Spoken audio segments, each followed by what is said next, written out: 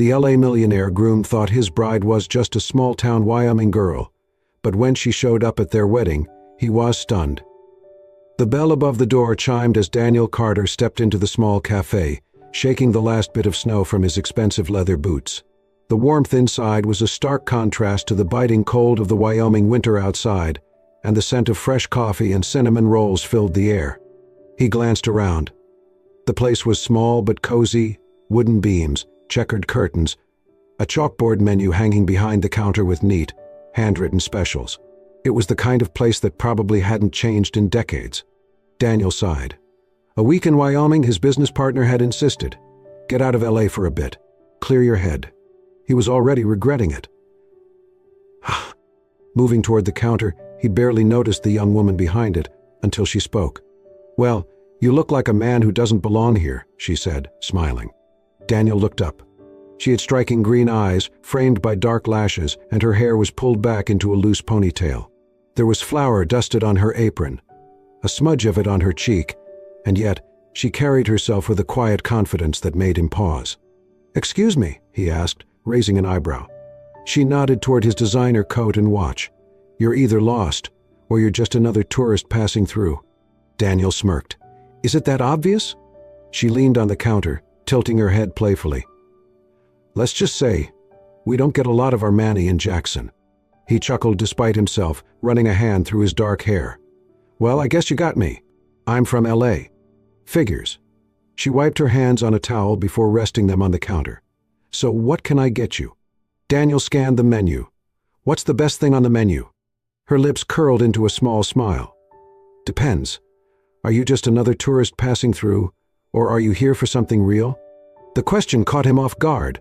For years his life had been a blur of skyscrapers, deals, endless networking events, and women who cared more about his bank account than anything else. No one had ever asked him if he was looking for something real. "I don't know," he admitted, meeting her gaze. "Well, in that case," she said, grabbing a plate, "you're getting my grandmother's homemade apple pie. It's the only thing on the menu that doesn't lie to you." Daniel chuckled again, something about her honesty disarming him. "Sounds like a bold claim." She slid the plate in front of him. "Try it and see." He picked up his fork, took a bite, and to his surprise, it was the best thing he'd tasted in a long time. Emma grinned as she watched his expression shift. "Told you." Daniel shook his head, setting his fork down. "Okay, I'll admit. That's really good." She leaned on the counter. "And you haven't even tried the coffee yet." Daniel found himself smiling, really smiling, for the first time in weeks. Something about this town, about her, made him feel strangely at ease. And for the first time since arriving in Wyoming, he didn't feel like leaving. The days passed quicker than Daniel expected. What was meant to be a short trip stretched longer, as he found himself drawn into the quiet charm of Jackson. More specifically, he found himself drawn to Emma. She wasn't like anyone he had met before. She didn't care who he was, didn't ask what he did, didn't try to impress him. Instead, she just was, honest, direct, completely at home in her little world. And somehow, he found himself wanting to be a part of it. One afternoon, she convinced him to go horseback riding, a first for him. "You've never been on a horse before?" she asked, adjusting the saddle on a sleek chestnut mare. Daniel hesitated. "I usually stick to cars that cost more than a small house." Emma rolled her eyes. "Yeah, well, a car won't take you up the mountains at sunset." And so he climbed into the saddle, awkward, slightly terrified, while she led him through winding trails, the vast Wyoming sky stretching endlessly above them. Later that night, they sat by a campfire, the only sound the crackling of the flames and the occasional distant howl of a coyote. "You ever think about leaving?" Daniel asked, staring at the fire. Emma looked up at the stars. "I used to." "And now?" She smiled softly. "Now I realize happiness isn't about where you are. It's about who you're with." Daniel turned to her, something in his chest tightening. For the first time in his life, he wondered, what if happiness wasn't in LA? What if it was here? With her. With her. The sun dipped below the rolling hills of Wyoming, casting a golden glow over the open fields. The sky stretched endlessly, painted in hues of pink and orange, untouched by the towering skyscrapers and smog-filled horizons Daniel was used to. He sat on the wooden porch of Emma's family cafe, a warm mug of coffee in his hands. The air smelled of fresh bread, pine trees, and something undeniably real. Emma sat beside him, tucking her legs beneath her on the porch swing. She held her own cup of coffee, her fingers wrapped around it as she watched the horizon. Unlike him, she wasn't in a tailored suit or an expensive watch. Just jeans, an old sweater, and that quiet confidence he was beginning to admire. "You're thinking about LA," she observed, glancing at him. Daniel exhaled a small chuckle. "That obvious?" Emma shrugged. "You get this look in your eyes. Like you're somewhere else." He swirled the coffee in his mug, watching the dark liquid move. "I guess I'm still adjusting. It's different here." Emma smirked. "That's one way to put it." Daniel looked at her, his expression thoughtful. "You ever been to LA?" She shook her head. "Nope. Never had a reason to go." "You wouldn't like it," he admitted. "Too many people, too much noise. Everything moves too fast." Emma tilted her head. "And yet, that's home for you." He hesitated. "I don't know if home is the right word." Emma raised an eyebrow. "No?" Daniel sighed, rubbing his hand over his jaw. "LA is complicated. I have everything I ever wanted there. A penthouse, fast cars, VIP invitations to every exclusive event. And yet—" Emma waited. "And yet," he continued, staring out at the horizon, "it never feels like enough." Silence stretched between them, filled only by the distant sounds of the wind rustling through the trees. Emma sipped her coffee before speaking.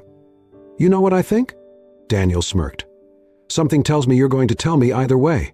She chuckled. "I think you're tired of things." He turned to her, intrigued. "Things?"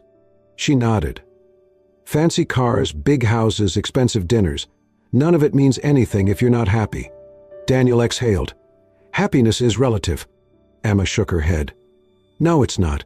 People just overcomplicate it." She gestured around them. "Happiness is sitting on a porch, drinking a cup of coffee, watching the sun go down. It's knowing your neighbors by name. It's waking up every morning and loving what you do, not because it makes you richer, but because it makes you whole." Daniel studied her, captivated.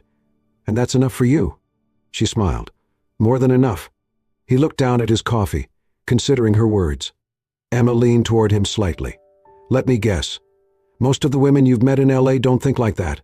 Daniel let out a dry chuckle. "You could say that." Emma smirked. "But they love the suits, the cars, the power." He nodded. "They love what I have, not who I am." Emma was quiet for a moment before she said, "And who are you, Daniel Carter, when you strip all of that away?" The question hung between them, heavier than he expected. For years he had built his identity around wealth, success, and status. But here, in this quiet little town, with this girl who saw right through the facade, he wasn't sure anymore. For the first time in his life, someone was looking at him, really seeing him, without any of the luxury or power that usually defined him. And for the first time, he realized how much he wanted to be seen. The Wyoming sky was ablaze with streaks of orange, pink, and violet as the sun dipped below the horizon, casting long golden shadows over the open fields. The air was crisp, carrying the scent of fresh grass and the distant sound of crickets beginning their nightly symphony. Daniel stood beside Emma, atop a small hill overlooking the endless stretch of land, his hands in his pockets, his heart pounding in a way it never had before. Tomorrow he was supposed to leave, return to Los Angeles, return to his penthouse, his board meetings, his carefully curated life. And yet, standing here where the world felt quiet, where he had felt more himself than ever before, he realized something terrifying. He couldn't leave. Not without her. Emma, oblivious to the turmoil in his chest, closed her eyes as the wind brushed against her skin. "This is my favorite time of day," she murmured, "right before the stars come out. It always feels like the world is holding its breath." Daniel turned to her, watching the soft glow of the setting sun illuminate her features. "She's it," his mind whispered. "She's the one." Taking a deep breath, he reached for her hand. "Come with me." Emma's eyes fluttered open, her brows knitting together. "What?" "Come to LA with me," Daniel said, his voice steady but filled with something raw, something real. "I don't want to leave here without you." Emma swallowed, glancing away. "Daniel." "I know it's crazy," he admitted, stepping closer. "I know we come from two completely different worlds. But this past month, being here, being with you, nothing has ever felt more right." Emma inhaled slowly, as if steadying herself. "Daniel, your life is in LA. Your company, your world, it's so different from mine." He reached for her other hand, gripping both gently, It doesn't matter where I am, Emma. It only matters who I'm with." She bit her lip, still hesitant. "You say that now, but what happens when reality sets in? When your world pulls you back in?" "When?" "Then we face it together," he interrupted, his voice firm. "I don't care about the money, the business, any of it. Not if I don't have you." Emma's breath hitched, her fingers tightening slightly around his. Daniel exhaled sharply, his heart pounding in his chest. And then, without thinking twice, he dropped to one knee. Emma gasped, her free hand flying to her mouth. "Daniel, I love you." His voice was unwavering. "I love you more than I ever thought I could love anyone. And I don't want to spend another day without you." Emma's eyes glistened as she stared down at him, her lips slightly parted. Daniel reached into his pocket, pulling out a simple but elegant ring, a small diamond, set in a delicate silver band. "Marry me, Emma Brooks," his voice softened. "Be my home." For a long moment, she said nothing. The world did what she loved most, it held its breath. And then, finally, Emma let out a shaky laugh, a tear slipping down her cheek. "Yes," she whispered. Then, stronger, "Yes, Daniel." A relieved, exhilarated grin broke across his face as he slid the ring onto her finger before pulling her into his arms. The Wyoming wind howled around them, the last of the sunlight painting them in gold. But all Daniel felt was her, his future, his forever. Los Angeles was everything Emma had expected, and nothing like what she had ever known. The moment they stepped off the private jet, the air was different. Faster, heavier. The towering skyline stretched endlessly, the hum of traffic and city life a sharp contrast to the quiet, open fields of Wyoming. Daniel held her hand tightly as they walked through LX, shielding her from the flashing cameras of paparazzi, who somehow knew exactly when to show up. "Just ignore them," he murmured, his thumb brushing against her skin. Emma forced a small smile, but already something inside her felt unsettled. Daniel had promised her that money, status, and wealth didn't matter.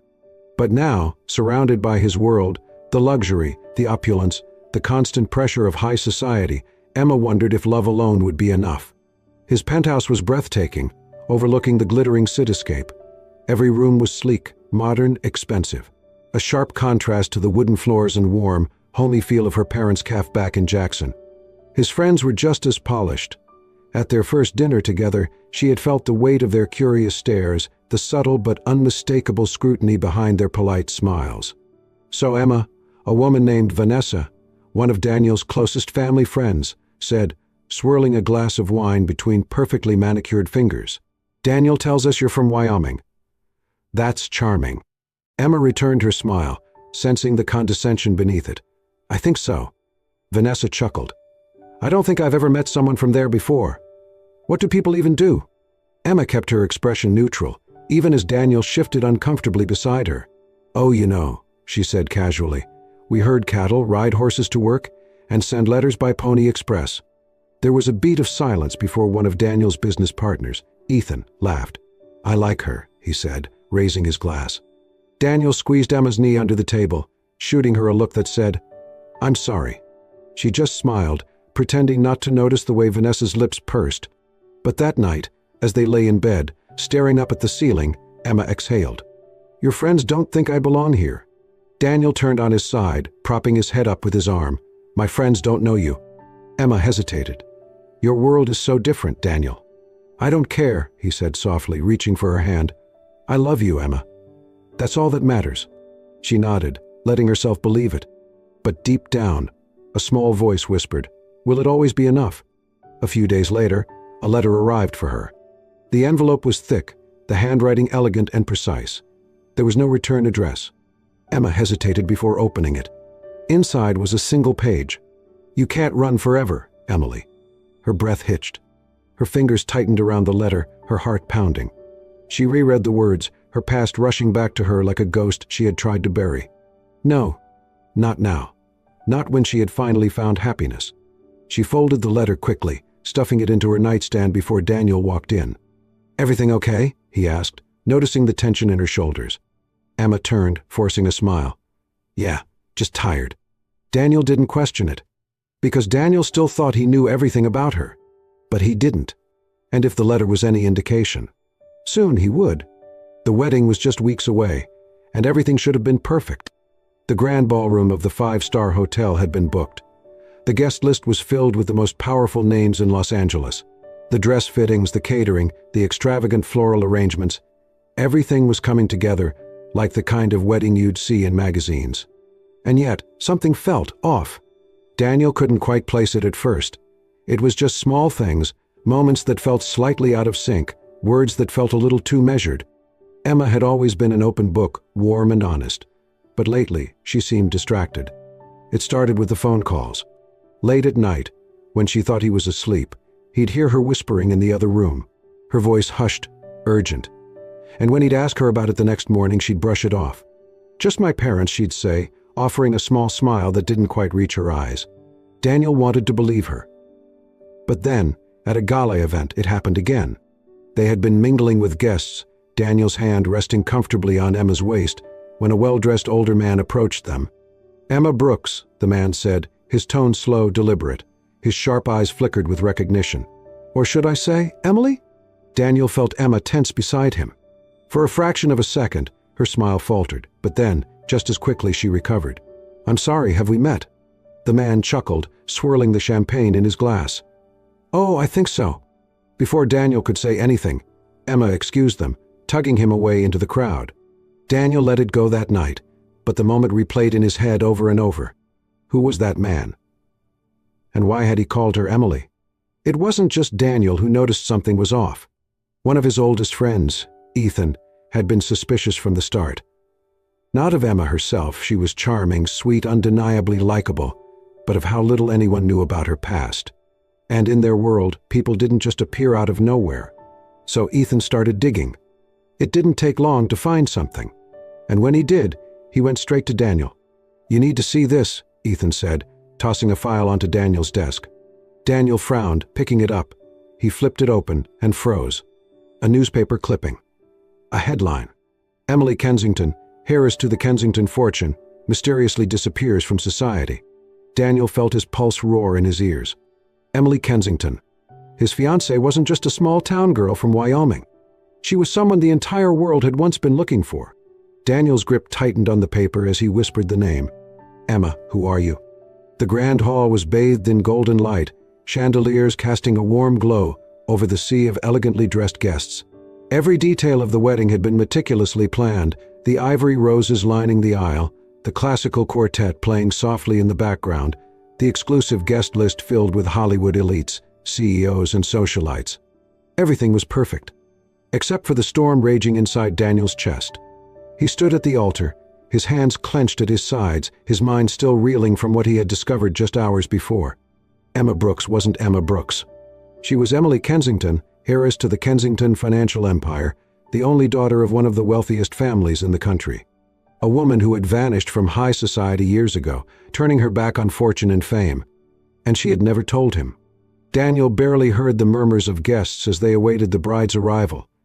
He barely registered the curious glances, the whispered speculation among those who had already caught wind of the news. All he could hear was the pounding of his own heart. Then, the doors opened. Gasps rippled through the room as Emma stepped inside, a vision in white. But it wasn't just her beauty that stunned the guests. It was who she was. The moment her name had resurfaced, the whispers had spread like wildfire. The mysterious small-town girl engaged to Daniel Carter wasn't a stranger at all. She was one of them.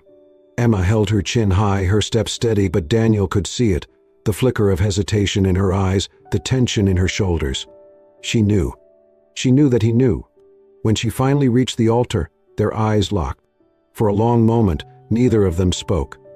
The officiant cleared his throat, preparing to begin, but Daniel lifted a hand, stopping him. The room fell silent. Daniel exhaled slowly, his voice quiet but firm. "Emma, or should I say Emily?" Emma's breath hitched. A murmur swept through the crowd. Daniel shook his head, his jaw tightening. "Were you ever going to tell me?" Emma swallowed hard. "Daniel, Who are you?" he demanded, his voice laced with something raw, anger, hurt, confusion. "The girl I met in Wyoming? Or the woman standing in front of me now?" Emma's fingers curled around the bouquet in her hands. "I'm both," she said softly. Daniel let out a hollow laugh, running a hand through his hair. "You let me believe I was taking you into my world?" he said, his voice laced with disbelief. "But the truth is, You left this world behind long before you met me." Emma's eyes glistened. "I didn't lie to you, Daniel. I didn't want this life. I walked away from it years ago." Daniel clenched his jaw. "And you didn't think I deserved to know that?" Emma took a step closer, her voice pleading. "I was afraid, Daniel. Afraid that if you knew the truth, you'd look at me the way everyone else does. Like a Kensington. Like an investment. Not like me." His chest tightened. Because the truth was, he didn't know how he felt. He loved her. But had she ever truly trusted him? The silence stretched unbearably. The weight of hundreds of eyes watching, waiting. Then, without another word, Daniel turned and walked away. And as Emma stood there, alone at the altar, she realized. She might have just lost the one person who had ever loved her for who she really was. Daniel barely remembered getting into his car. The moment he walked away from the altar, everything blurred. The murmurs of the guests, the whispers of scandal, the flashes of cameras capturing the runaway groom, none of it registered. All he knew was that he needed to breathe. The city lights stretched endlessly as he drove aimlessly through LA, the streets buzzing with life, completely unaware that just hours ago he had been standing at the altar, ready to start forever. Ready to marry a woman he thought he knew. But had he ever really known her? Emily, had been honest about everything except the one thing that defined her entire past. He replayed every conversation they had, every time she had hesitated when talking about her childhood, every vague answer she had given when he asked about her life before Wyoming. She hadn't just hidden a detail. She had hidden an entire identity. A billionaire heiress. The irony burned. He had spent his life surrounded by people who cared only about wealth, who judged worth by bank accounts and last names. Emma had been the first person who didn't. Or so he thought. But had she ever trusted him? Had she ever believed in them? He pulled over at an overlook, staring out at the endless sea of lights below. And then, the real question hit him. Did he love Emma because he thought she was ordinary? Or did he love her because, underneath it all, she was still Emma? The same girl who had teased him about his expensive watch in that tiny Wyoming cafe. The same girl who had taught him how to ride a horse, who had sat beside him under the stars, who had looked at him not as a billionaire CEO, but just as a man. The same girl who had made him feel real for the first time in his life. He exhaled sharply, rubbing his hands over his face. There was only one way to find out. Without another thought, he started the car and drove straight to her. Emma sat curled up on the couch in the hotel suite, staring at the engagement ring in her palm. It glittered under the soft light, but tonight, it felt heavier than ever. She had always known this moment might come. The moment Daniel learned the truth. She had feared that he would walk away, and now, her fear had become reality. But not because he didn't love her. Because he didn't know if he could love her, knowing who she really was. A soft knock at the door made her heart jump. For a moment, she hesitated. Then, slowly, she stood and opened it. Daniel stood there, his expression unreadable. Emma swallowed hard. "You came back." His jaw tightened. "I had to." A long silence stretched between them. Then, "Why didn't you tell me?" he asked, his voice quiet but filled with emotion. Emma gripped the doorframe, forcing herself to meet his gaze. "Because I wanted to know if someone could love me for me," she whispered. "Not for my last name. Not for my family's fortune. Just me." Daniel exhaled sharply, running a hand through his hair. "Emma, I was going to tell you," she cut in, her voice breaking. "But the longer I waited, the more I realized how much I loved you. And I was terrified that if you knew the truth, you'd look at me differently." His chest ached at the pain in her voice. "Do you?" she asked, barely above a whisper. "Do you look at me differently now?" Daniel stared at her. And in that moment, he realized the answer. No. She was still his Emma, no matter what name she had been born with. Without thinking, he stepped forward and pulled her into his arms. She gasped softly against his chest, her fingers clutching his shirt. "Daniel, I don't care about the name," he murmured against her hair. "I care about you." Emma let out a broken breath, burying her face against him. Daniel pulled back slightly, cupping her face. "You should have told me," he admitted. "I know," she whispered. "But that doesn't change how I feel about you," he said, his voice raw. Emma blinked up at him, tears shimmering in her eyes. "So, what now?" Daniel exhaled, brushing his thumb across her cheek. "Let's try this again," he said softly. Emma's lips trembled.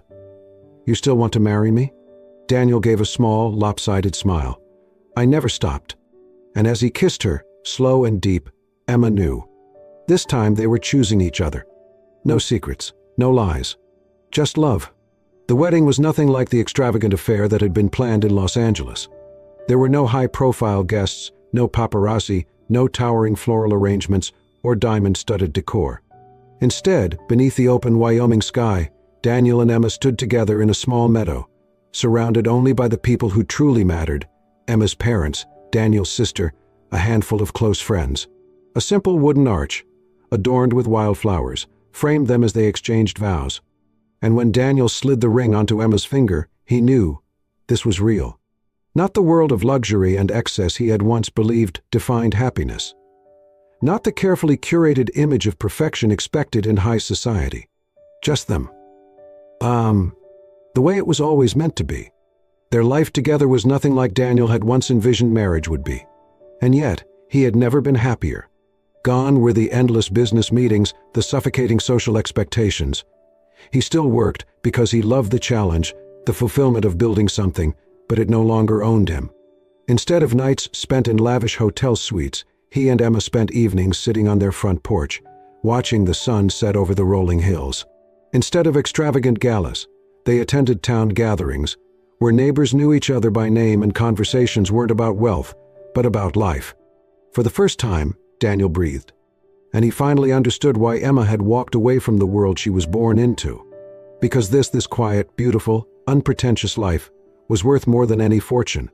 A year after their wedding, Daniel held the door open as Emma stepped into their newly opened cafe, the same small-town shop where she had once served him apple pie and unknowingly changed his life. The sign above the entrance read, "Brooks Carter Cafe." Emma turned to him, beaming. "We did it." Daniel smiled, wrapping an arm around her waist. "We did." As the first customers trickled in, the scent of fresh coffee and warm pastries filled the air.